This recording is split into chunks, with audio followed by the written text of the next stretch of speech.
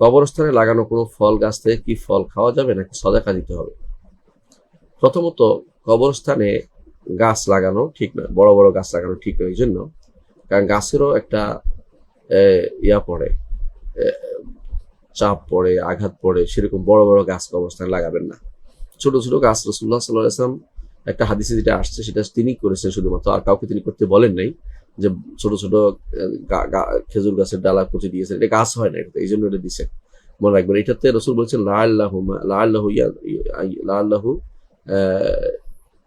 ইউখাফফ আনহু মা লাম ইয়াইবাসা, যতক্ষণ পর্যন্ত এই দুটি শুকিয়ে না যাবে ততক্ষণ তার উপকার হবে। এটা রসুলের দেওয়ার কারণ, অন্য কারোর জন্য সেটা করতে তিনি বলেন না।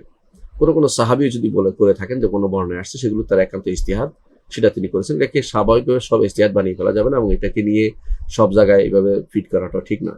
তবে এটা ইজতিহাদি মাসালা, এখানেও বাড়াবাড়ি করা জায়েজ নেই।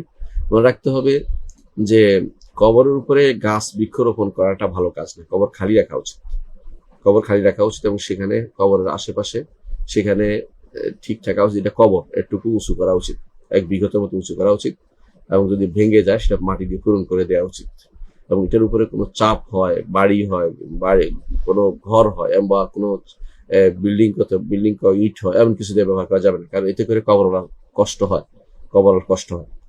আলী রাদিয়াল্লাহু আনহু এক লোককে দেখছেন যে কবরে ঠেস দিয়েছেন, তিনি বলেন যে কবর অর্থাৎ ঠেস দেওয়া যাবে না। কবর উপরে হাঁটতে রাসূলুল্লাহ সাল্লাল্লাহু আলাইহি ওয়াসাল্লাম নিষেধ করেছেন, কারণ রাসূল বলেছেন সিবতিয়াতাইন, হে 2 ছোট জুতা পরে যিনি হাঁটতেছ, তুমি জুতা খুলে ফেলো, কারণ তোমার এগুলি কবরওয়ালায় কষ্ট দেয়। এই জন্য কবরের উপরে বড় বড় গাছ রোপণ করা ঠিক নয়, এগুলি কেটে ফেলতে হবে। এগুলি কেটে কবরকে স্বাভাবিক জুড়ে মাটির মতো করতে হবে। কবর যেভাবে পরিচালিত থাকে সেইভাবে করতে হবে। কবরের উপরে গাছ রোপণ করে ব্যবসা করা এটা জায়েজ হবে না। সেজন্য কবরের উপরে যদি কোনো ফল গাছ থাকে এটা কেটে ফেলবেন। এখন ওগুলি খাওয়া যাবে কিনা বা সদকা দিতে হবে কিনা, প্রশ্ন এটা নয়। যদি ফল গাছ হয়ে গেছে, ফল আছে, এগুলি খেয়ে ফেলবেন, কিন্তু এগুলো সদকা দেওয়া জরুরি নয়, বাধ্যতামূলক না। কারণ সদকা দিলে কবরওয়ালা পাবে, কিন্তু সদকা দেওয়া বাধ্যতামূলক না। ফল নষ্ট করার কোনো প্রয়োজনীয়তা নেই, কিন্তু সেগুলি কেটে ফেলবেন। কারণ হচ্ছে কবরের উপরে গাছ রোপণ করার জন্য জায়গা নয়, কারণ এটা তার জন্য কষ্টকর হয়, এটা কবরওয়ালার জন্য কঠিন হয়, এটা ঠিক নয়। এটাতে ছোট ছোট গাছ লাগাতে পারবেন, যেটা সাধারণত উদ্ভিদ জাতীয়, অথবা সাধারণত ছোট ছোট গাছ যেগুলো দেখা যায়, এরকম গাছ লাগানো যাবে, যেগুলোতে বোঝা যায় এটা কবরের জায়গা, বেড়া দিয়ে কিন্তু বেড়ার মতো মনে হবে, কিন্তু এটাতে বড় বড় বিশাল বিশাল গাছ লাগানো যাবে না, বরং এটা কেটে ফেলতে হবে। এটা হচ্ছে এর বিধান, আশা করি বুঝে আসছে। সুতরাং হ্যাঁ, যদি কোনো ফল গাছ আছে আশেপাশে, যেগুলো আছে ধর কবরের উপরে নয়, আশেপাশে আছে, তাহলে তো আশেপাশে তো কবর থাকতেই পারে, সেটা খেতে পারবেন।